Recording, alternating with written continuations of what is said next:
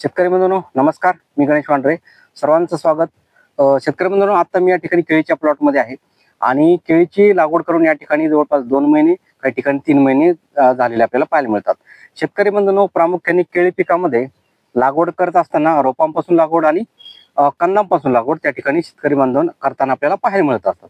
शेतकरी बंधूंनो, कंदापासून जर आपण लागवड त्या ठिकाणी करत असू तर कंदापासून लागवड करत असताना बऱ्याचशा रोगांचा प्रादुर्भाव त्या ठिकाणी होताना आपल्याला पाहायला मिळतो.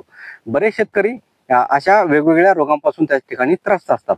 शेतकरी बंधूंनो, प्रामुख्याने जर आपण कंदापासून लागवड केली तर प्रामुख्याने एक रोग आपल्याला पाहायला मिळतो, जसं की कॉलर रॉट ज्याला आपण म्हणतो, त्याला इरविनिया रॉटी असं म्हणतात किंवा पोंगासड, अशा पद्धतीची पोंगासड झालेली आपल्याला पाहायला मिळते. शेतकरी बंधूंनो, अशा पद्धतीने कॉलर रॉट मध्ये आपल्याला पूर्णपणे हे जे काही कंद आहे, हे कंदाला आपल्याला या ठिकाणी झालेलं पाहायला मिळतंय. पूर्ण प्रकारे या ठिकाणी खाल्लेलं दिसतंय. ह्या मुळ्यांची ग्रोथ काहीच नाही आणि हा पोंगा या ठिकाणी सडलेला आपल्याला पाहायला मिळतो.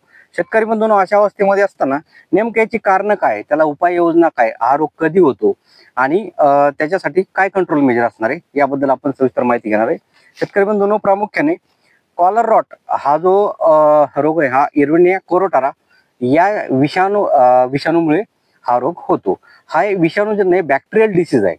तर शेतकरी बंधूंनो, प्रामुख्याने हा रोग कंदामध्ये येतो आणि हा जो काही रोग आहे तो प्रामुख्याने शेतामध्ये अधिक प्रमाणामध्ये जर पाणी साचलेलं असेल तर त्यामध्ये प्रामुख्याने आपल्याला बऱ्याच ठिकाणी तो पाहायला मिळतो. शेतकरी बंधूंनो, अशा पद्धतीची जर त्याला कुठं म्हणजे अधिक प्रमाणामध्ये या रोगाची जर लागवड झालेली असेल तर त्याच्यावरती नियंत्रण करणं महत्वाचं आहे. प्रामुख्याने आपण लक्षणं पाहू.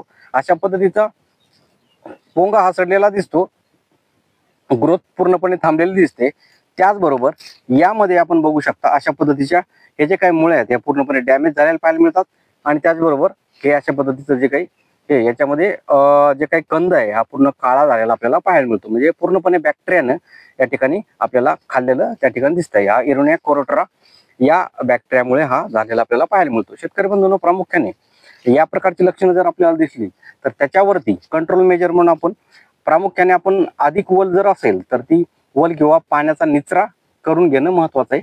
त्याचबरोबर केमिकल कंट्रोलमध्ये आपल्याला शेतकरी बंधूंनो प्रामुख्यानं याला